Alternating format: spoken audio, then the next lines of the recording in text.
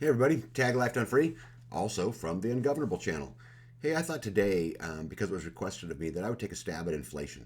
And with all the things going on with the bank runs and all the reports of the dollar fading and all of these kind of things, there's really two possible outcomes. And I thought I'd talk a little bit about just inflation, what these two possible outcomes are, and what I think will happen, and then furthermore what we can do about it. So if you're interested in talking a little bit about inflation and some of the things we can do, come on, let's check it out.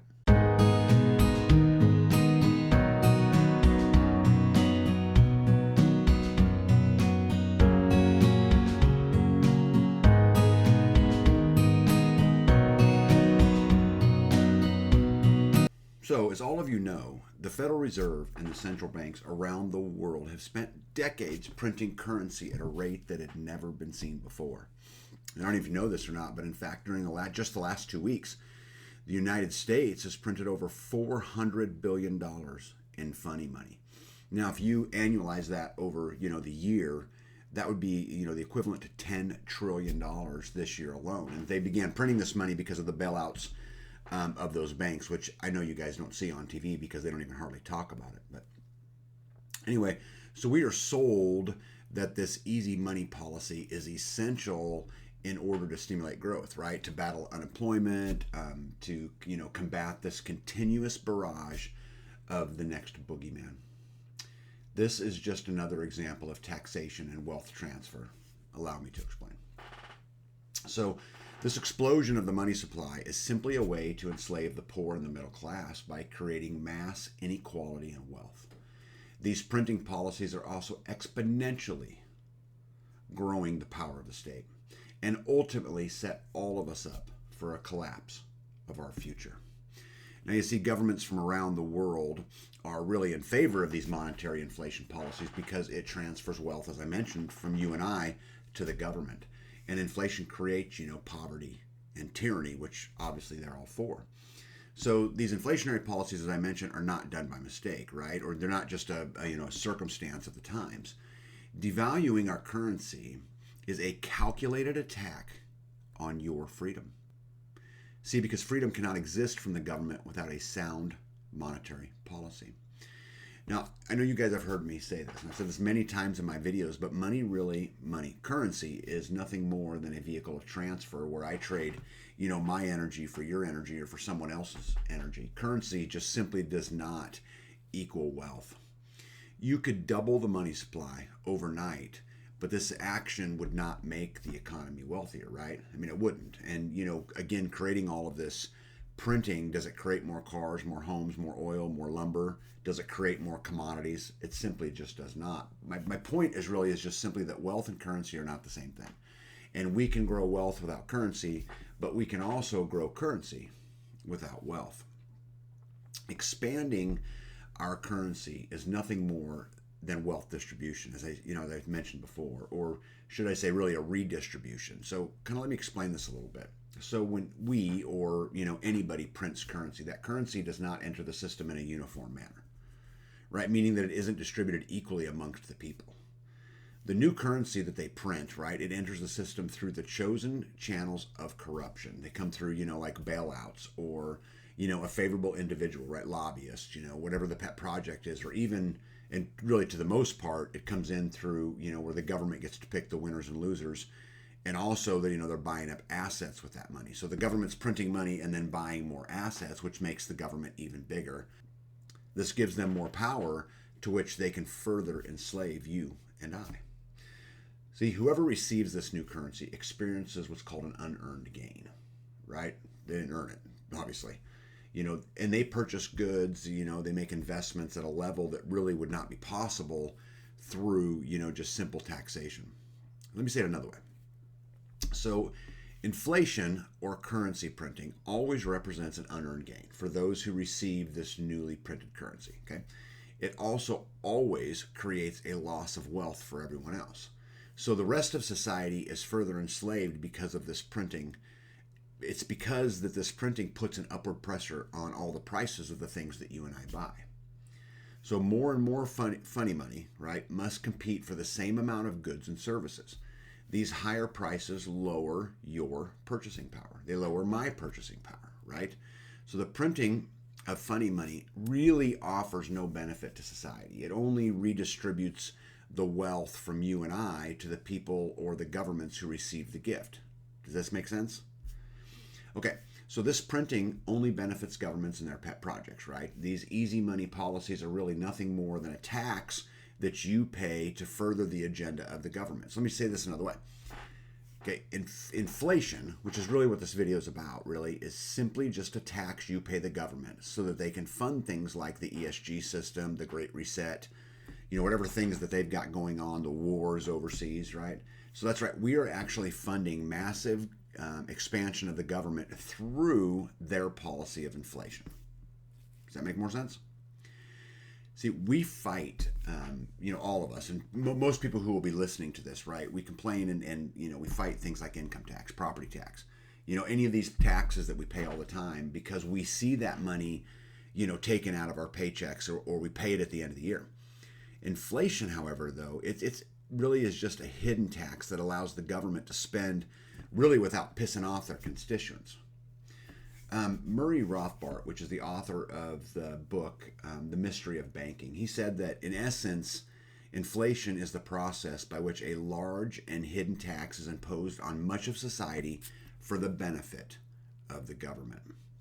See, if governments were honest and they just applied a tax, right, the citizens would simply revolt because they would realize that they're being enslaved. Now, I say this, but add the taxes up now, right, that we're being paid, and they're not revolting yet. So maybe they wouldn't. But I think if you were to add all of the taxes we pay plus inflation and the other things that are forced upon us, people would realize pretty quick that they're paying 70 and 80% of their income, back to the federal government. And then by the time it got to 2 or 3 transactions, right, all that money would be absorbed back to the federal government. And the money itself was kind of a lie. But the citizens would no longer, in this particular case, are going to support the Republicans and the Democrats. And I can go on and on about the scam of the two-party system and how we continually fall for it. It's a joke. But for this video, by using inflation, they get all of the money, they get all of the power, and you and me, we get to pay for it. So how do they convince us, to go for these needs of additional resources, right? How do they do it? Well, it's actually kind of simple, and it's something that they've done over and over and over again in history, right? If you look back at history, a lot of the things that they're doing today, they've done over and over again. And it's simply they just create that ever new boogeyman that keeps us scared, keeps us divided. I mean, do you really think it's a coincidence that at the exact same time that more money was printed than ever before, we had COVID, China, Russia? I mean, these are just to name a few things, right? Because there's always this new boogeyman. And by creating this boogeyman, they get to blame the situation on speculators, the bad guys, the woo flu, rather than just raising taxes, which would be hugely unpopular. Remember not long ago how the central banks, so the upper class, right? So they left the interest rates at near zero for a decade, right? And I know they've been raising them lately, but let's go take a step back so I help you understand it better. See, by suppressing these interest rates, this motivates the upper class to borrow this money, right, from the upper class. So with access to this cheap credit, the rich or the upper class, right, they get to spend it to purchase things, like real estate or, precious metals, just other forms of wealth. And this increased demand for these assets pushes the price and increases their net worth of everyone exposed to these particular asset classes, which is primarily just the upper class, right? Because that's the only people that get those opportunities and the only people with enough resources to be able to capitalize on those opportunities. But these lower interest rates actually con you and me, right? They con the middle class, they con the poor to overconsume and to overexpand to a degree really not supported by the real numbers or the real economy. And so this further enslaves us more, because what it does is it encourages these highly speculative ventures and that really could not continue except under these artificial conditions. So because of these easy currency policies, the middle class and the poor are discouraged from saving, which in turn enslaves us more. I'm sure you've heard in the news that these easy currency policies can be compared to a drug addiction, right? I mean, every Fox, CNN, all of them, they talk about this all the time, even though they're all part of the scam. But they talk about how it's a lot like a drug addiction in that, the easy currency creates this euphoria, much like a drug does. Well, that is until the drug is taken away, right? And so when interest rates rise, which is what they're doing now, I don't know if you guys are paying attention much, but they just raised them again. Although this, my opinion, is about to end, and I'll get to that. But so when they continue to raise these interest rates as they're doing it, that easy currency stops flowing through the economy, and a crash is going to happen, much like it would with a drug addict if they continue to go down this process. A recession or a depression is really a recovery from these bad policies, right? And so when is a recovery a bad thing, right? I mean, recovery sounds great, right? Let's go through a recovery. Well, except the problem is these intentional policies have enslaved most of us. And I gave us several examples earlier in the video on how this works. But we are now facing an exponential rise in consumer prices. And yet we are carrying way too much debt created by their zero interest policies, right? Tracking? Okay. So with record debt held by the individual, the corporations, and the government, a rise of interest rate threatens to crash this entire system. And so without the rise of interest rates, we face hyperinflation. So they really got a bad choice, right? And this hyperinflation is going to make where most things are unreachable, turning the people against the government. So if they raise the interest rates, they effectively take the drug away from the addict, creating the crash. Okay? If they don't raise the interest rate, it will collapse under the weight of hyperinflation because people will rush to exchange their currency for anything of value.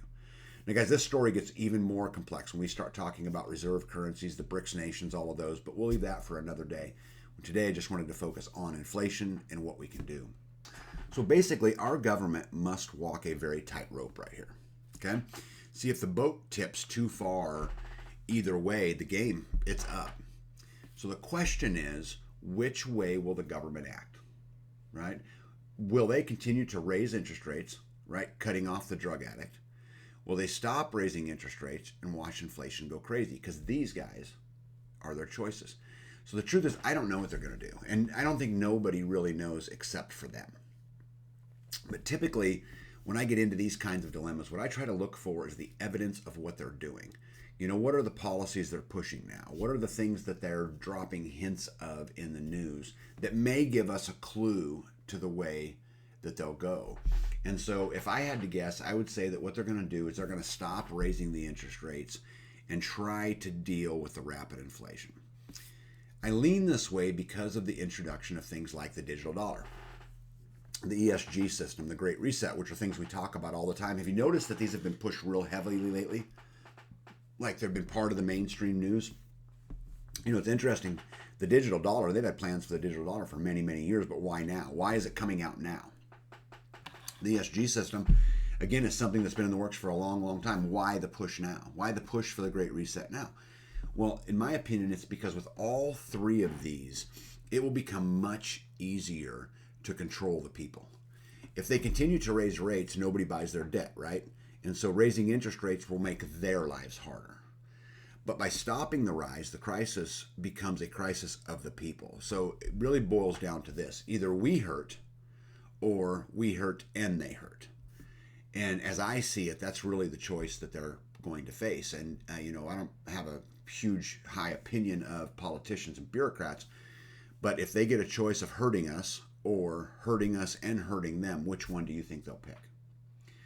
The problem with letting the people take the brunt of it is now they have to risk things like civil unrest, right? Those types of issues. But the policies that they're introducing all have one thing in common, right? They control the population. The ESG system will be very effective at controlling travel, for example, amongst a whole bunch of other things. The digital dollar could be very effective at controlling spending, right? And so the question is, will most people stand up if they can't travel or buy food, or will most people just simply comply? See, I don't think they'll stand up at all. So, moral of the story, what are we going to do about it? Well, assuming, guys, that inflation continues to get out of control, we the people are going to have to work more days and longer hours just to keep up with our debt and our needs. Right? So there's, in my opinion, there's zero chance that wages are going to, increase at the same rate of inflation. They're just not going to do that. Neither are investments, neither are anything. But specifically on wages, there's no chance that that's going to happen. And so you've heard me many, many times talk about front side money versus backside money, right? So front side money is I can go earn more, right? My personal accountant actually said to me the other day when I was talking to him about how He doesn't understand why I just don't turn more of my attention onto making more money, because I could go do it and I'm fairly effective at it, and et cetera. But it's just more, right? I mean, this sounds like the propaganda that we have been fed for all of time. See, this is critical as the system requires more and more growth. If that growth stops, the system, it's out, right? We have built a system that requires this infinite growth. Backside money says we need less. So let me give some examples of that. So let's say I have no electric bill, then I've eliminated some percentage of my front side money need, right? If I have no mortgage, then I need even less. So I'm not a financial advisor. I'm not giving any financial advice, but I think the one thing that people really should strive for in life, and it's what I strive for personally in life, is to get what I call the McDonald's life. You guys have probably heard me talk about this a little bit. And if you can pay all of your needs at McDonald's, if McDonald's income will handle, all of your basic needs, I think you're set up great to handle this great reset and the collapse of the dollar, which I am 100% convinced is on its way. So let's be 100% clear. I am not suggesting anybody go get a job at McDonald's. What I'm suggesting is to get out of debt and stop living like your income will never end. And we can do this. Because if inflation continues, the market may or may not follow inflation, right? So you got money wrapped up in an IRA, 401k, all of these kind of things. Not often will those investments just follow that inflation, right? And so your IRA, your 401k, whatever, it could easily be worth way, way less, or even just inflated completely away. Because if they inflate all of that stuff away, they're also inflating their debt away. Right? I know you guys know we're $34 trillion in debt. If we stay on the pace we've been so far in 2023, we're going to be $43 trillion in debt by the time we get to the end. And so they get a nice little bonus out of that. And so for me, what I think I want to really try to focus on doing first is buy assets, right? Buy assets that help remove the control, which, guys, I'm telling you, is most certainly coming. The more of my own needs that I can handle outside the system, I think that allows me choices, right? You guys have heard me say this a million times. If you ask any general how many fronts does he want to fight a battle on, and it will always be one.